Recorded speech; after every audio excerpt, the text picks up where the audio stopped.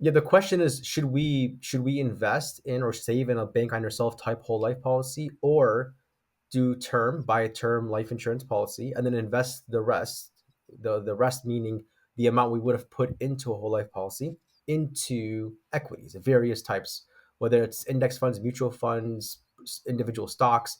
In other words, we're buying equities with the difference of the whole life premiums. And, And then, almost yeah, nobody has ever done the math there, by the way. Like the phrase buy term and invest the rest, yeah, for folks that don't know, that came out of a marketing campaign from the early 80s.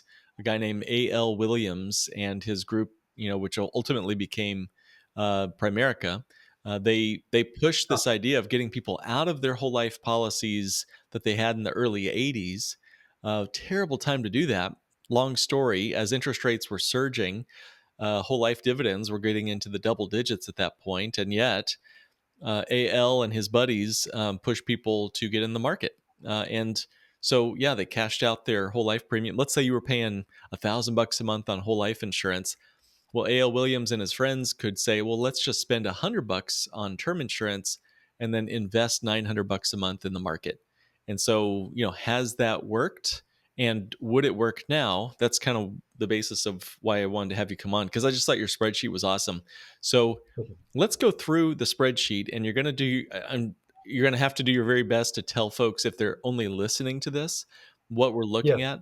But then for folks that are able to see the video, it'll be put up on the show notes as well.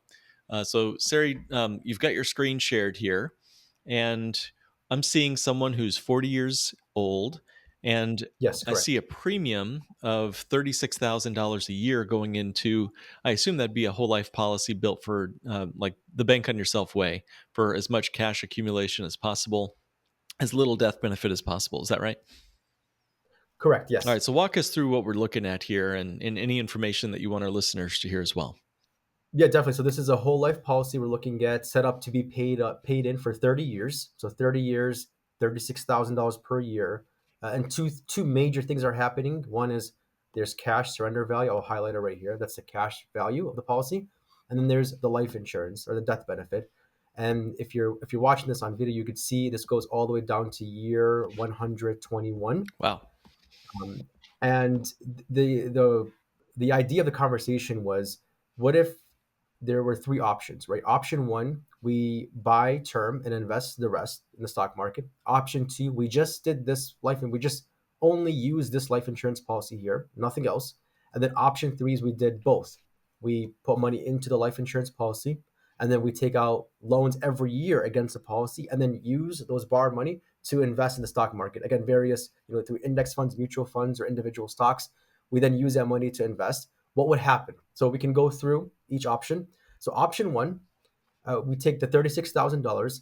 Of the $36,000, so I kind of reverse engineered this. So if we start with $36,000 And again, and that's then use that. 36,000. That's the annual whole life premium that we're seeing on Yes, this spreadsheet.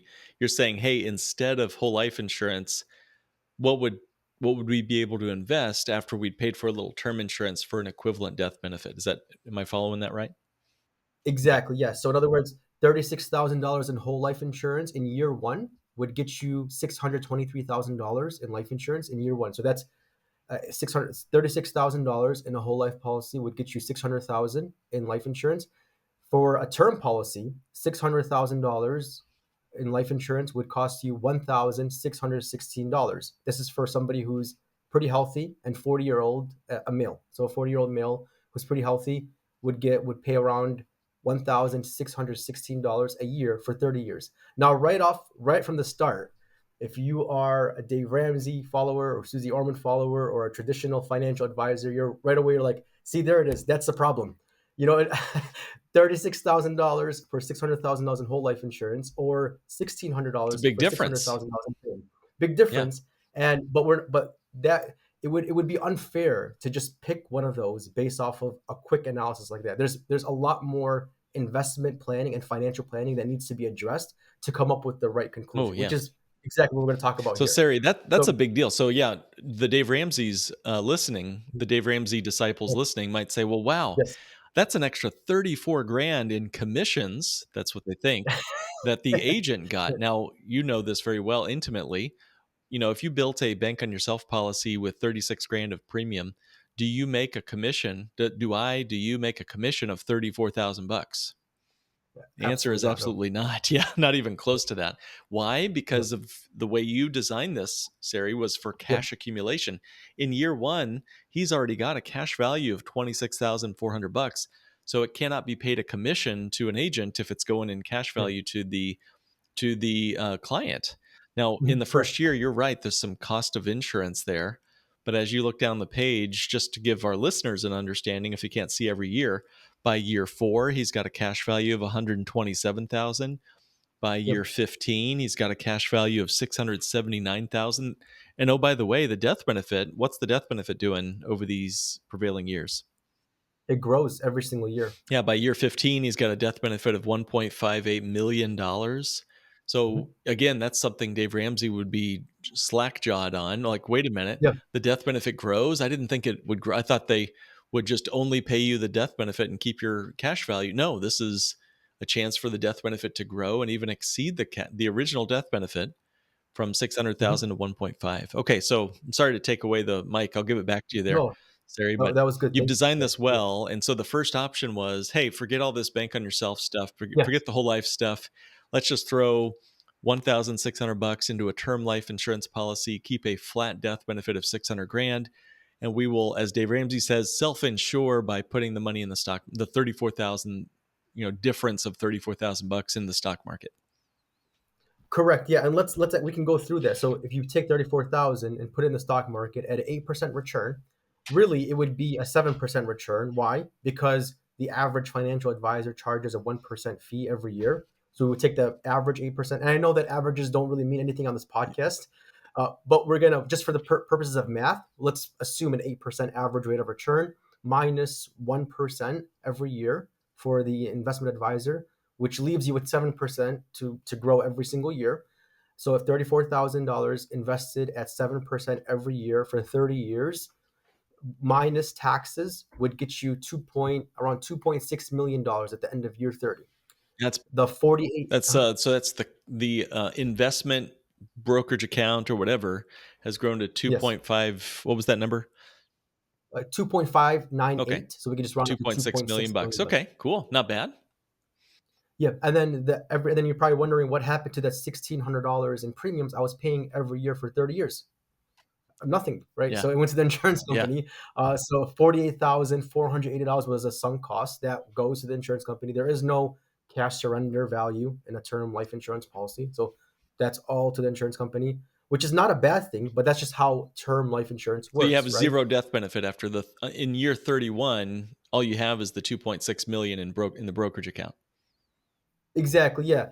Okay. Usually, insurance companies give you the option for after, in this case, after year 30, if you want to keep paying the premiums. But 99% of people don't do that because in year 31, the premiums are going to jump to, $5,000 a Yeah. year for the same amount of life insurance. And then people just cancel at that point. So, yeah, zero life insurance in this example after year All you 30. got is the 2.6 million. You know, good work if you can Yep. get it. Yes, exactly. Yeah, so that's assuming 7% every single Wow, year which for is 30 never going years. to happen, by the way. Never. When does the stock market do anything in a straight line? But and you're right. We're not big fans of averages around here, and it's true. Yes. Mathematically, it's impossible to get a straight line projection of 7% or even 8% or whatever in the markets Yeah. due to volatility. Volatility is going to destroy that compounding, and your real return would be far less. But we're giving the stock market all the benefit we can here. So Yes. let's keep rolling. What about option two? And Option describe what two. is option two again. Yeah, option two is we leave the market out of this. No stock market. We just do bank on yourself only. So we're putting $36,000 a year for 30 years in a bank on yourself type whole life policy. Nothing else. We're just putting it into the policy. That's option two. If we did it that way, at the end of year 30, so every single year you're putting away $36,000 a year. At the end of year 30, you have $1.97 million and almost $3 million in life insurance. Now I know that right away, option two is less than option one, right? We have 1.9 million compared to $2.6 million. But option two isn't bad because there's zero risk, zero investment advisory fees, and no taxes at all on that money. So, Wow. yeah, So the taxes piece, on option one, we briefly mentioned it a second ago, but Yeah. what are the tax implications of the brokerage account option one? If we're just going to invest this money, what is his cost basis over 30 years? 36,000 bucks times Yeah. 30 Very good years, question. that's 1 million bucks. That means he's got 1.6 million in total gains in his brokerage account in option one. So, what are the tax ramifications? You're a tax expert here, Sari. What happens to a brokerage account when we try to take all of our money out of the brokerage account for retirement income or something like that? Do we get to keep 2.6 million? Is it really ours? So this math right here assumes an after tax amount. So this is net of taxes, the Okay, 2.6 good million to know. after. All right, Yeah. So, but you're right. We would have to consider taxes. Usually, if the stock, a lot of the stocks would be held at long-term capital gains, and then there'd be a lot of usually qualified dividends with a lot of these types of brokerage accounts. There could be interest, there could be non-qualified dividends, there could be short-term capital gains. But I just again, I'm giving the financial advisor the benefit of the doubt and giving them the better math just to just so I'm not biased in this example. I just great. assumed a flat 20% tax that includes the long-term capital gains, the qualified dividends, and then when the client is filing their taxes, they might have deductions and credits. So I just did a flat 20% 20% tax.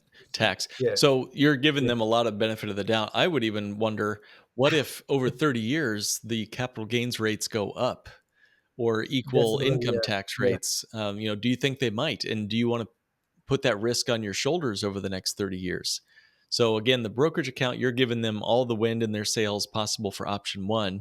And so exactly. far it looks like option one is winning. The we should buy term and invest the rest according to option one. You could have 2.6 million net of Mhm. taxes and fees versus Yes, the life insurance, which had, what was it, 1.9 million. I 1.9 sure million. would like to have more money, please. Thank you. So is this case closed? Yeah, absolutely not. No, so we still have option three.